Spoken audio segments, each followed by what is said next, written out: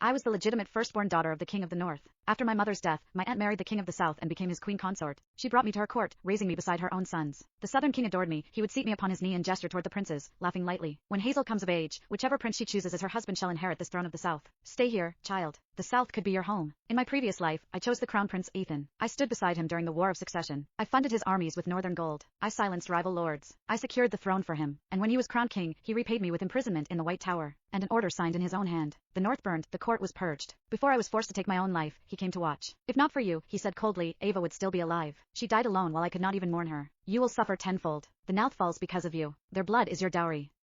Then I died. When I opened my eyes again, I was seated once more in the great hall. The king was smiling. Hazel, today you will choose your husband. The princes stood before me. This time, I did not look at Ethan. I pointed instead to the queen's third son. I will marry Alexander. And this time, I would decide who burns. My aunt watched me carefully and nodded to a chamberlain, who stepped forward and placed a slender gold circlet in my hands, the king's token of choice. Hazel, she said gently, her voice carrying through the hall, give this to the man you wish to marry. The king laughed, warm and indulgent. Yes. Whomever Hazel favors, I shall grant her hand with my full blessing. Let the realm celebrate. The great hall was filled with princes, high lords of the council, noble matrons, and the daughters of the most powerful houses in the south. As a northern-born princess raised in the southern court, my marriage was more than a personal matter. Whoever claimed me would gain an alliance strong enough to tilt the balance of the crown itself.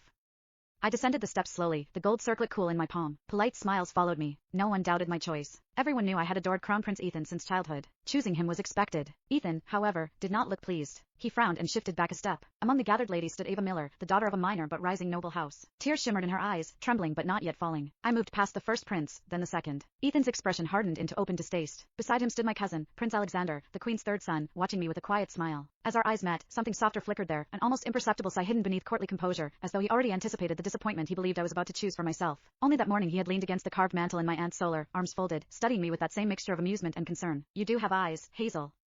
Must you always chase a man who barely looks at you? You could choose my brother instead. With your standing, why beg for indifference? He had laughed then, careless and warm. And yet, in my previous life, when I was condemned, it was Alexander who rode from the northern border without rest, driving his horses to collapse beneath him. He arrived too late. He knelt before my coffin for 3 days and 3 nights, refusing food, refusing sleep. I failed you, he had whispered hoarsely. I should have stopped this marriage, even if it meant defying the crown. I should have saved you. I blinked away the memory. Beside Alexander stood the second prince, composed and detached. His mother had once been the king's acknowledged mistress, and though he was raised within the palace, he understood the limits of his claim. He neither fought nor schemed. The throne was never truly within his reach. The hall held its breath as I lifted the circlet. I stepped toward the princes. Before I could place it in anyone's hands, Ethan suddenly strode forward and dropped to one knee.